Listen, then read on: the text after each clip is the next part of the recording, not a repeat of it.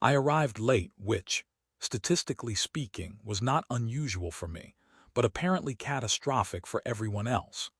The sliding doors hissed open like they were disappointed, revealing a long, gleaming chamber lined with chairs, and in those chairs sat dozens of long-eared alien women staring at me with synchronized intensity. Not one blinked, not one breathed loudly. They were like statues carved from elegance and judgment.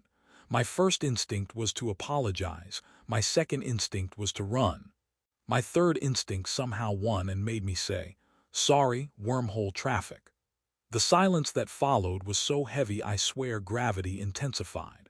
Their elegant ears, long, narrow, and twitching with subtle reaction, perked like antennae trying to tune in to the frequency of my stupidity.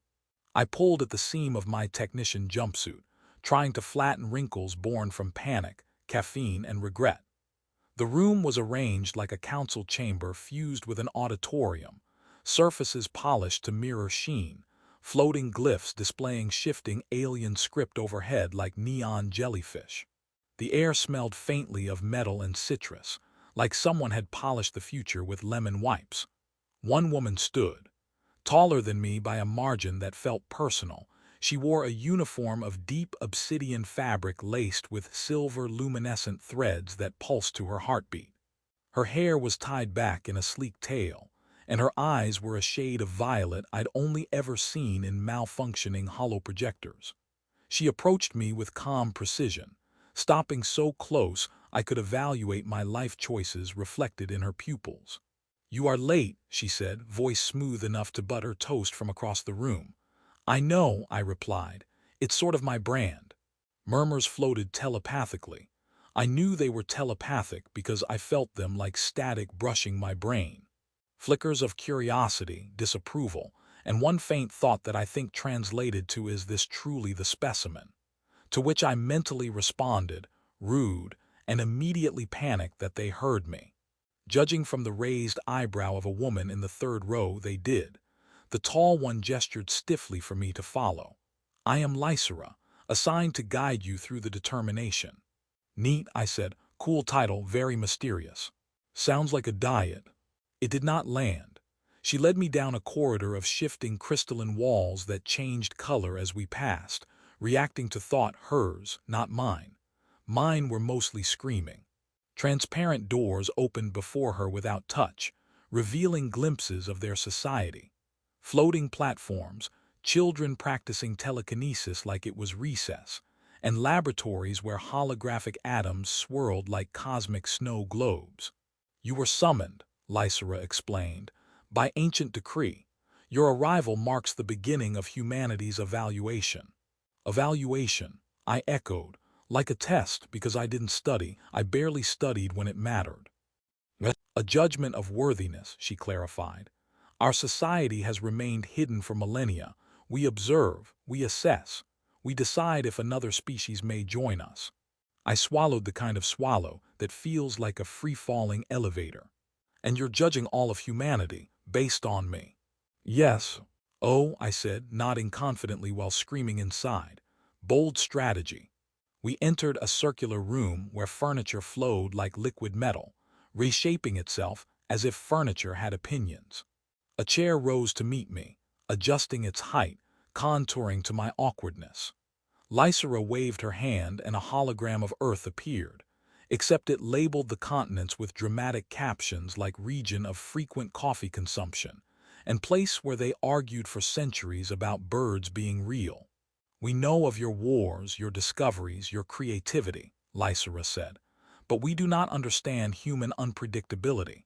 Your choices defy logic." "That's because humans are powered by spite and snacks," I explained. "We make decisions while hungry, tired, or emotionally compromised by television finales." Her expression didn't change, but her ear twitched progress. A panel opened, projecting moments from human history, the profound, the ridiculous, the "why does that exist?" I watched the aliens analyze art, war, poetry, and competitive hot dog eating with equal seriousness. Lysera turned to me. "This determination will decide if humans enter our alliance or remain forever apart." I nodded slowly, so no pressure then. Her gaze sharpened. Your actions, humor, flaws, and strengths will be examined. Be prepared. Right, I said. No problem, I'll just pretend I'm not me. Lysera paused. That may improve your chances. I wasn't sure if that was sarcasm, but I liked her already. The testing chamber looked less like a room and more like someone had taken a dream, a panic attack, and a kaleidoscope, blended them together and said, "Yes, this is ideal for decision-making." The walls weren't walls at all, they shimmered like heat over asphalt, stretching upward into starless space. Symbols hovered around me in spiraling orbit, glowing runes that rearranged themselves whenever I blinked, like they were trying to avoid eye contact during group introductions. In the center of the room sat a circular platform, floating with the casual defiance of physics, one usually expected from smug birds. Lysera motioned for me to stand on the platform. The telepathic insight evaluation will begin now. I feel obligated to mention, I said while stepping onto it, that the last time someone tried to evaluate my insights, I ended up dropping out of community college. Your humor is noted, she replied. I get that a lot. The moment my boots touched the platform, it hummed beneath me, rising slightly. The runes shot outward like startled fireflies. Then, and I wish I were exaggerating, a giant holographic version of my own brain appeared above us. It pulsed. It wiggled. It radiated questionable decisions. An audience of alien women filed into the stands forming around the chamber's edge, their long ears angled forward with curiosity. Their expressions varied from polite interest to, "Oh no," to, "Is that allowed to be inside a skull?" This process will allow us to see your thoughts, Lysera explained. Not all of them, right? I said, suddenly sweating, because not even I want to see all of them. Before she could answer, which would have helped, a burst of light projected one of my memories into the space between us. There I was, 15, attempting to impress classmates by sliding across a cafeteria floor on a tray like a surfboard. The tray flew, I did not. The gasp that echoed through the chamber was majestic. Lysera tilted her head. This was intentional. Define intentional. The hologram flickered, showing a montage of my life. Moments I was proud of, moments I wanted to sue memory for storing, and moments that made several alien women cover their eyes. My brain apparently enjoyed showing embarrassing memories first, like a highlight reel directed by my worst enemy. Then the chamber shifted. The projected scenes became more serious. My first space assignment. My father telling me humans weren't explorers for glory but for responsibility. The first time I fixed an oxygen recycling valve under pressure, knowing failure meant real consequences. I felt the audience's perspective shift with the memories, like a book they didn't expect to enjoy but kept reading anyway. But of course, it couldn't stay meaningful for long, because suddenly a hologram of a Space Llama meme I once saved ironically appeared above us, radiating neon music and dancing in loops. I covered my face. Lysera stared at it like it was a cosmic riddle. One alien in the back telepathically projected, "Why does it move so confidently?" Another thought, "Is this creature revered?" "Yes," I said. "We worship it once a week and on special holidays." Lysera almost smirked. Almost. The evaluation then turned into questions, not spoken aloud, but injected into my thoughts like polite telepathic pop-ups. What drives your species? Survival, curiosity, pride, and sometimes the desire to prove a point no one asked us to prove. Why explore? Because we need to know what's beyond the next horizon, even if it's disappointing, dangerous, or rude. What do humans fear most? Oblivion, irrelevance, dying with our Wi-Fi still turned on. That one earned a ripple of confused thought, and then the tone changed. A sharp telepathic wave reverberated. The audience flinched. One of the women stood, her posture rigid, her uniform marked with patterns unlike the others. "This human is unpredictable," she projected, her voice both spoken and mental. "A threat, not an ally." We should terminate contact before chaos spreads. My pulse sprinted like it wanted a medal. Lysera stepped forward. The determination is not yours to conclude. More murmurs. More telepathic static storming my mind like an angry beehive. I raised my hand timidly. For the record, I said, I've only caused chaos accidentally. The hologram of my brain flickered again, this time glitching violently, runes trembling, memory projections crackling. Lysera's eyes narrowed sharply. This interference, she whispered, it is not from you. The accusing faction exchanged quick, sharp glances, too quick. Suddenly, it wasn't just my brain being evaluated anymore. The room wasn't judging me. It was reacting to something or someone else. The chamber erupted in a storm of psychic static, shimmering distortions rippling through the air as the hologram of my thoughts twisted into unfamiliar symbols. The platform beneath me trembled, raising me inches higher, as if the room wanted a better look at the potential disaster I was becoming. The accusing faction moved like a single organism. Coordinated steps, synchronized attention, calculating precision.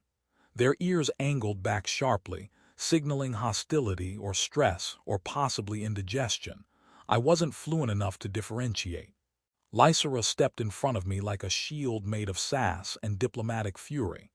Manipulating the telepathic insight evaluation is treason, she declared. Your interference reveals intent. The leader of the faction, a stern woman whose expression suggested she ironed her emotions flat each morning, raised her chin. Our society thrives through order. Humans are chaos. Their unpredictability is infection. I prefer the term feature, I said, like Bluetooth. My attempt at levity irritated the platform, which responded with a jolt. The hologram above us blazed, not with my memories this time, but projections of potential futures. One showed humans and the alien society working together, exchanging ideas, tech, snacks. Another showed isolation and decay, their once great halls empty, echoes replacing laughter, curiosity replacing certainty but too late to matter. The room grew quiet. Even the telepathic buzz faded. Lysera turned toward the council members who had remained neutral. The determination is not simply about them, she said. It is about us. Our unwillingness to evolve has made our traditions brittle. Unpredictability is not a threat. It is a catalyst. The platform lowered, releasing me gently like it had reconsidered its earlier vicious opinions. I swallowed, realizing the room was waiting not for Lysera but for me. I cleared my throat. Look, I get it.